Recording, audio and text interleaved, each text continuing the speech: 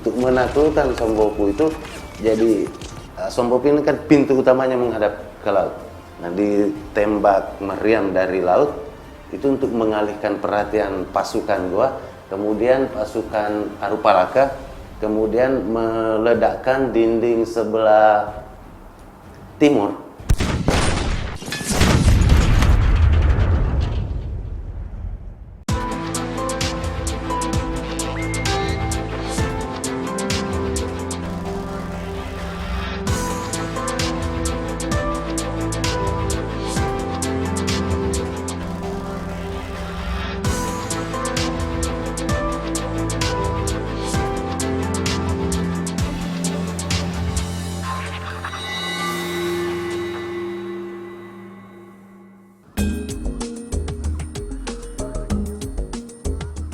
Kota Makassar sejak abad ke-14 sudah tercatat dalam Kitab Negara Kertagama karya Empu Prapanca sebagai daerah taklukan Majapahit.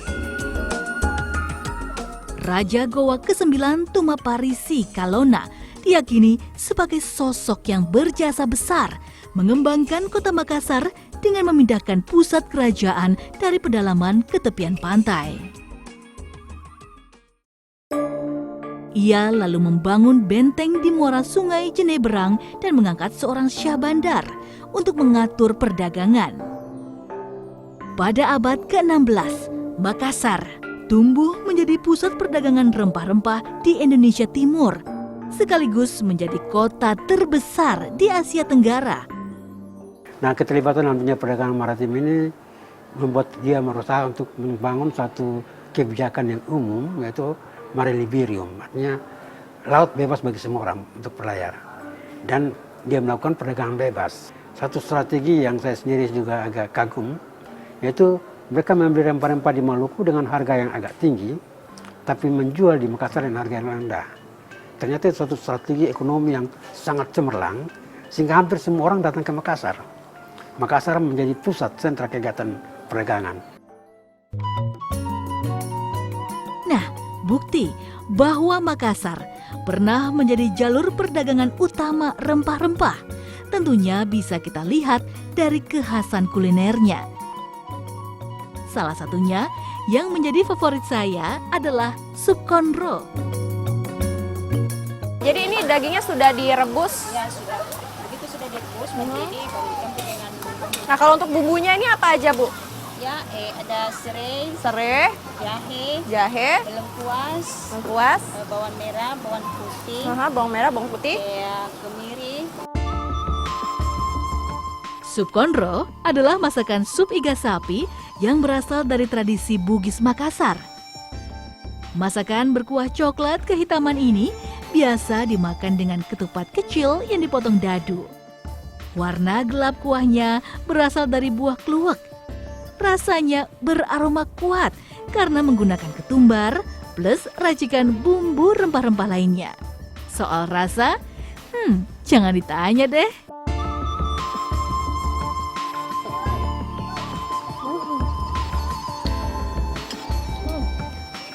Enak banget. Bumbu dari konronya juga seger banget, apalagi tadi dikasih perasan jeruk, itu jadinya seger.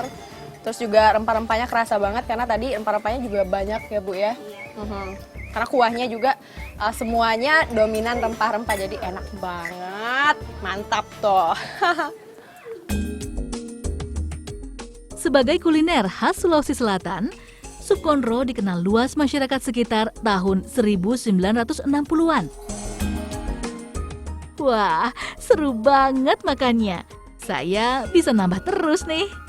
So sadap.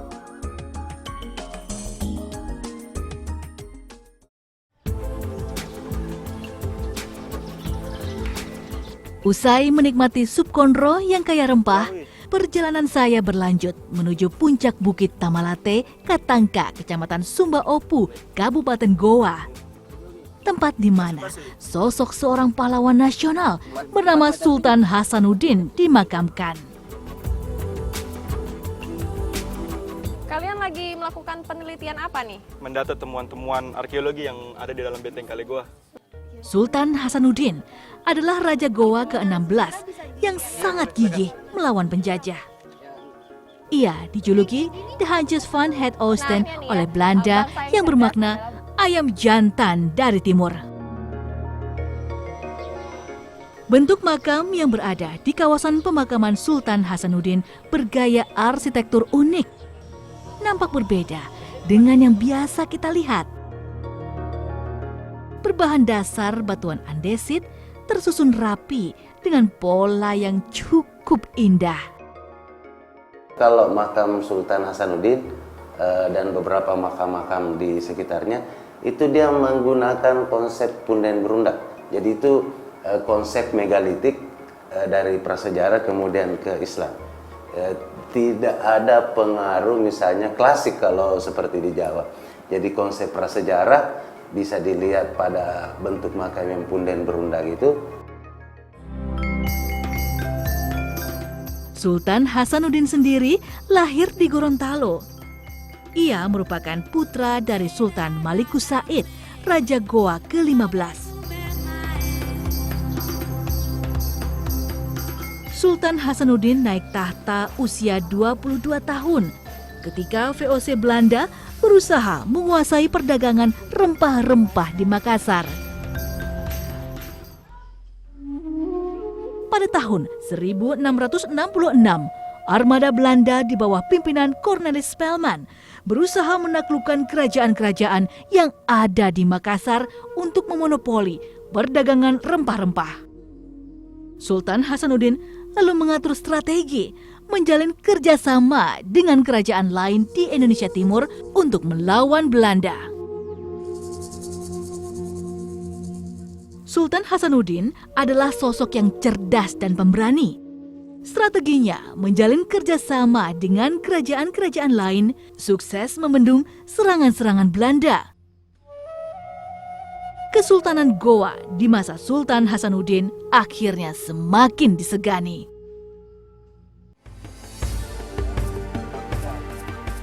Nah, masih di kawasan pemakaman Raja-Raja Goa, terdapat pula batu Tomanurung atau batu palantikan yang disakralkan.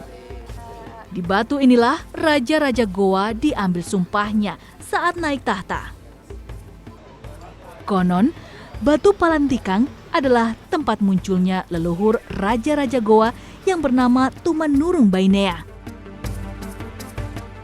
Seorang perempuan yang turun dari langit dan menjadi Raja Goa yang pertama setelah masa kerajaan Goa Purba. Jadi ini merupakan batu pelantikan. Betul. Ya Bapak, sebelumnya terdahulu itu prosedur pelantikannya itu seperti apa di sini? Jadi prosedur penobatannya itu, jadi seorang raja berdiri di tengah. Oh, yang raja Ya, jadi sebelah timur dan barat itu adalah pendamping dari raja. Oke. Batu Palatikang adalah batuan alami. Batu andesit menjadi pusat yang sampai sekarang masih dikeramatkan karena diyakini berasal dari kayangan atau langit. Itu hanya sebagai simbol tempat melantik atau misalnya dia harus duduk di batu itu untuk dilantik sebagai raja. Memang kelihatannya seperti batu biasa saja, batu alami gitu. Tapi itu kan adalah simbol sebenarnya.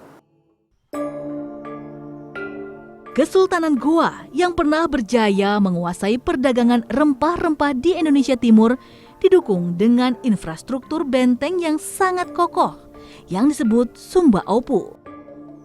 Benteng ini dibangun oleh Sultan Goa ke-9 pada tahun 1545 sebagai pusat perdagangan dan pertahanan dari serangan musuh. Ya Pak, kita mau nanya nih, bagaimana awal mulanya ditemukan benteng Sumba Opu ini Pak? Pada tahun 1985 sampai 90 itu dieskavasi, artinya digali kembali, maka ditemukanlah gundukan-gundukan seperti batu merah ini, yaitu sisa-sisa benteng yang ada. Kalau proses ekskavasinya sendiri ini seperti apa? Jadi disesuaikan dengan gambarnya dari Museum Den Haag Belanda. Naskahnya kan di sana dicocokkan, oh modelnya begini, segi 4, luasnya 12 hektare, cukup luas. Jadi orang Eropa mengatakan bahwa seandainya tidak dihancur oleh Belanda mungkin benteng termegah di ASEAN pada zamannya. Pada abad ke-16, Benteng Sumba Opu ramai dikunjungi para pedagang asing dari Asia hingga Eropa. Harga rempah-rempah yang jauh lebih murah di Sumba Opu menjanjikan keuntungan yang berlipat ganda bagi mereka. Berkembangnya Sumba Opu menjadi pusat perniagaan tentunya tak bisa dipisahkan dari kisah persekutuan kerajaan kembar Goa Talo yang berawal dari keinginan Sultan Goa ke-9 Tuma Parisi Kelona untuk mengubah kehidupan kerajaan dari agraris ke maritim.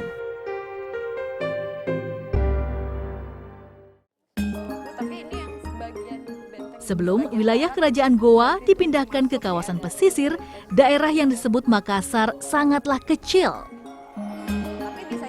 Lewat pembangunan besar-besaran, Tuma Parisi Kelona mengubah daerah Makassar dari sebuah konfederasi antar komunitas menjadi negara kesatuan Goa. Kelona jugalah yang mengatur penyatuan Goa Talo setelah Talo ditaklukkan. Tapi dalam perkembangan misalnya persekutuan Goa Talo itu ada kesepakatan yang menarik. Jadi ketika itu mereka bangun satu sistem pemerintahan yang unik. Bahwa kepala negara itu adalah Raja Goa, jadi Sombaya, dan kepala pemerintahan itu adalah Raja Talo. Cuma bicara buta, jadi kalau istilah dulu kita tidak bisa memperdamenti, mungkin kita pakai istilah mangku bumi seperti di Jawa kan. Benteng Sumba Opu sebagai bukti kejayaan Goa berdiri kokoh setinggi sekitar 8 meter. Berbentuk segi empat, meliputi area seluas 1.500 hektar. Seluruh bangunan benteng dipagari dinding bata merah yang cukup tebal. Seorang ilmuwan Inggris yang bernama William Wallace bahkan mengatakan jika Sumba Opu adalah benteng terkuat yang pernah dibangun di Nusantara. Ya Bapak, apakah benteng sebelah barat ini merupakan pintu masuk dari benteng Sumba Opu? Ya betul, jadi benteng sebelah barat ini adalah di pintu utama.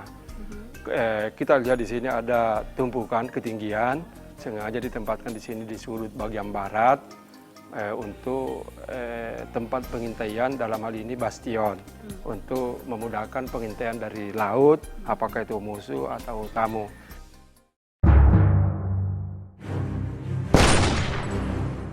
Benteng Sumba Opu yang juga sebagai pusat perdagangan rempah dilengkapi dengan meriam-meriam besar untuk menyerang musuh yang datang.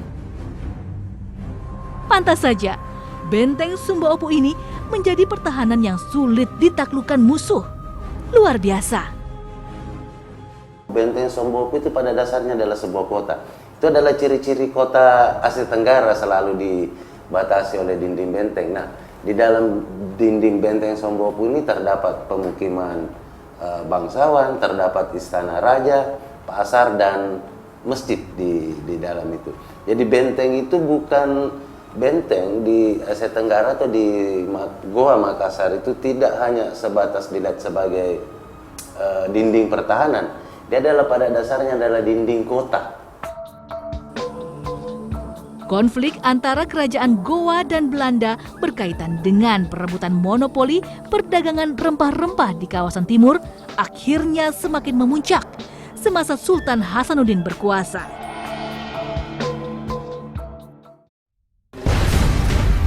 Belanda terus-menerus melakukan penyerangan untuk menembus pertahanan benteng Sumba Opu.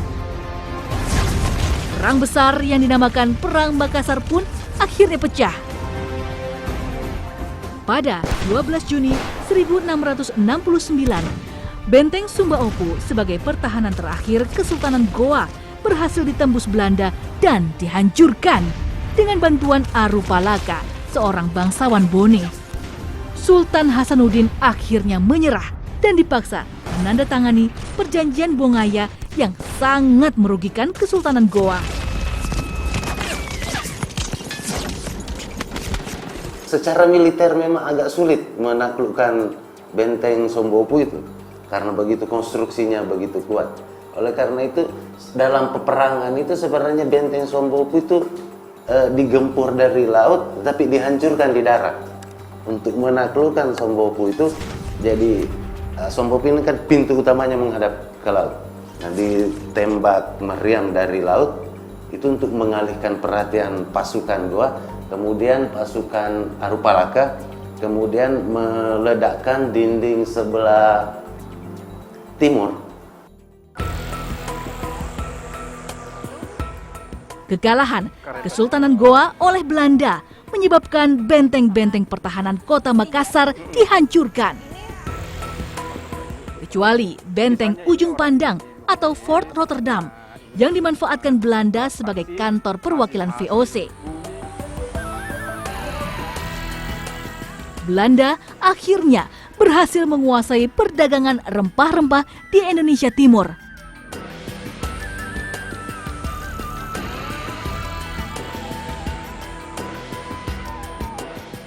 Nah, dari sini kita bisa melihat ini adalah batu-batu peninggalan untuk pembangunan dinding benteng Sombopu. Nah, biasanya kalau dinding mau dibangun, masyarakat itu punya tradisi orang Makassar harus bunuh binatang agar dindingnya itu kokoh dan tidak terkena bencana gitu. Kayak kita bisa lihat kan, ini ayam, ini juga ayam. Itu kayaknya ikan dan itu ular. Nah, kalau yang ini hasil ekskavasi tahun 1989 ya? Ini ekskavasi pertama, 1989. Tahun 89. Iya, benar banget. Jangan kemana-mana, tetap di Titik Peradaban.